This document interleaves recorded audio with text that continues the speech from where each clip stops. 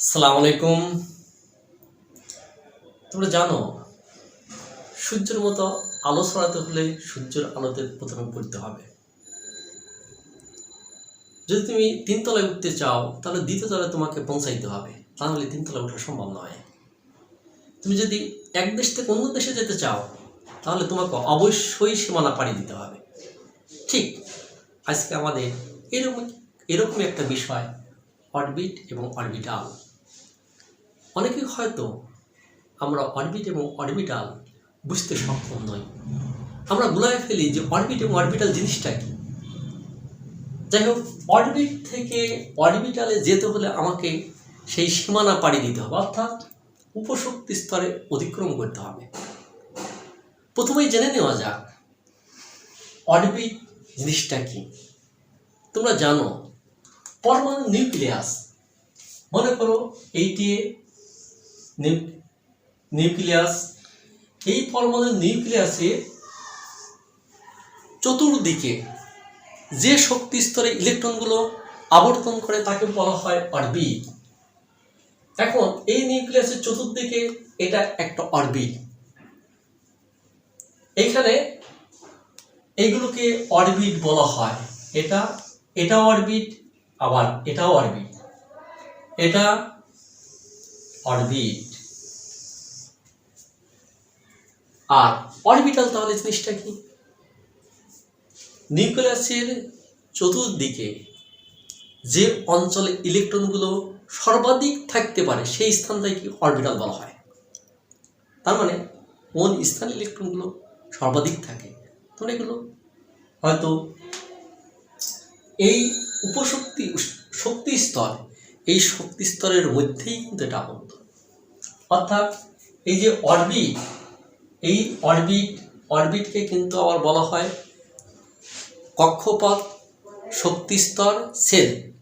এগুলো তোমরা জানো। যাই হোক, অরবিটকে প্রকাশ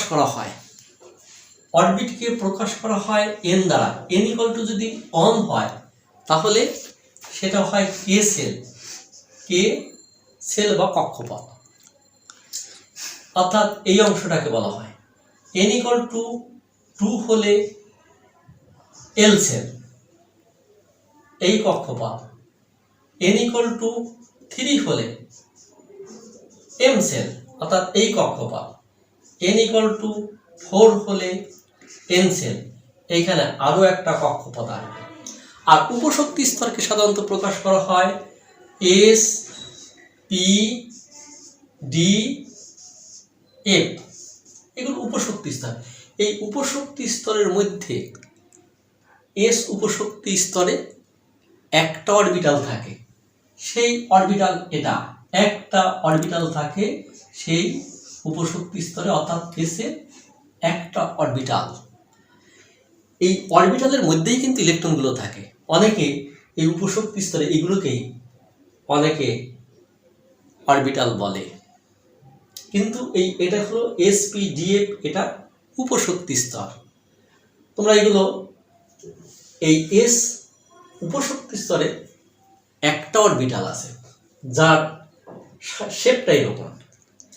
আর পি এই উপশক্তি স্তরে 3টা অরবিটাল আছে, 3টা অরবিটাল। এই 3টা অরবিটাল কিরকম? পিএক্স, পিওয়াই, পিজেড, 3টা অরবিটাল। এই উপশক্তি স্তরের মধ্যে 3টা অরবিটাল পিএক্স, পিওয়াই, পিজেড। আর ডি যেটা আছে, ডি যে উপশক্তি স্তর, এই উপশক্তি স্তরের মধ্যে 5টা অরবিটাল আছে। 1টা, 2টা, 3টা, 4টি, 5টি। ডি উপশক্তি স্তরের মধ্যে কয়টা অরবিটাল আছে? 5টা। এখানে d x y, d y z, d z x, d x square minus y square, d z square. এই 5টা অরবিটাল আছে ডি উপশক্তি স্তরের মধ্যে। আর এফ উপশক্তি স্তরের মধ্যে 7টি অরবিটাল আছে। এফ উপশক্তি স্তরের মধ্যে যে অরবিটালগুলো আছে 4 F X Y Z, 4 F Y Z square 4f x Z square 4f Z cube 4f y 3x square minus y square 4f x square minus 3y square 4z 4f z x square minus y square. এই 7টা orbital আছে 4f উপশক্তি স্তরে 7টা orbital আছে। তোমরা জানো যে s এর মান 2টা ইলেকট্রন থাকে, p এর 6টি ইলেকট্রন থাকে, d এর 10টি ইলেকট্রন থাকে আর f এর 14টি ইলেকট্রন থাকে। এটা তোমরা জানো। s 7 প্রকাশ করে, p তে প্রিন্সিপাল, d তে ডিফিউজ, f এ ফান্ডামেন্টাল, এটাও তোমরা জানো। এরপরে অরবিট, এই যে শক্তি স্তর, এই শক্তি স্তরের আর এই শক্তি স্তরের যে ইলেকট্রন থাকে, এই ইলেকট্রনের শক্তি কিন্তু এক না। এইখানে যে অরবিট, এই অরবিটের শক্তি, ইলেকট্রনের যে শক্তি, এই অরবিটের ইলেকট্রনের শক্তি থেকে কিন্তু কম, অর্থাৎ এইখান থেকে এই অরবিটের শক্তিটা ইলেকট্রনের শক্তি বেশি। সেক্ষেত্রে ইলেকট্রনের যে শক্তি ক্রম অনুসারে এরকম ভাবে আসে, এরকম ভাবে চলে যায়, অর্থাৎ কক্ষপথের যে শক্তি এরকম ভাবে চলে যায়। আর এইখানে যে পি উপশক্তি স্তর বলো, ডি উপশক্তি স্তর বলো, এফ উপশক্তি স্তর বলো, এই উপশক্তি স্তরের, এই উপশক্তি স্তরের যে অরবিটালের যে শক্তি এদের সমান কিন্তু থাকে, অর্থাৎ পিএক্স এর শক্তি, পিওয়াই এর শক্তি, পিজেড এর শক্তি কিন্তু সমান, প্রত্যেকেরই শক্তি সমান থাকে। এখানে D X Y, D Y Z, D Z X, D X square Y square, D Z square, প্রত্যেকেরই অরবিটালের শক্তি সমান থাকে। চতুর্থ যে বিষয়টা অরবিট, এই অরবিটের যে ইলেকট্রনগুলো একটা নির্দিষ্ট সূত্র স্বাভাবিকভাবেই মেনে চলে, যেমন 2n স্কোয়ার, 2n স্কোয়ার, অর্থাৎ এইখানে প্রথম কক্ষপথে n এর মান যদি 1 হয় তাহলে 2 × 1 = 2।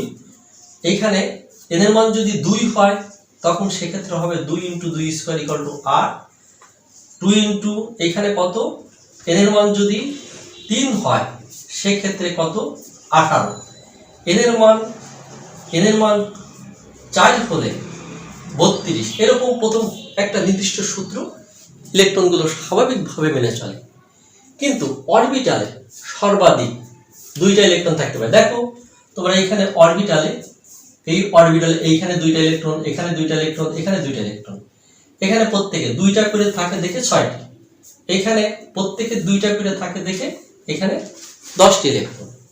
এখানে এফ উপশক্তি স্তরের যে অরবিটাল আছে 7টা, এখানে প্রত্যেকের 2টি করে ইলেকট্রন থাকে দেখে 14টি ইলেকট্রন।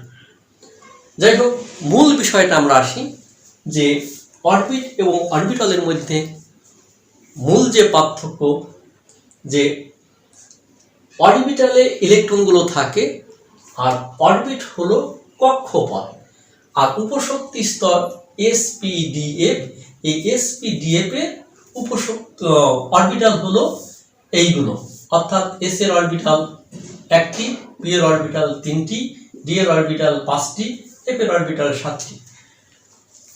আর এদের যে চিত্র অর্থাৎ গঠন কাঠামো, s এর অরবিটালের চিত্র এরকম, px, py, pz যে অরবিটাল এর চিত্রগুলো ঠিক এরকম, আর d অরবিটালের চিত্রগুলো ঠিক এরকম ভাবে, যদি একটু কঠিন বলে মনে হয়। f অরবিটালের চিত্রগুলো এই শেপগুলো। আমার মনে হয় তোমরা বুঝতে পারছো। আজ এই পর্যন্ত। আল্লাহ হাফেজ।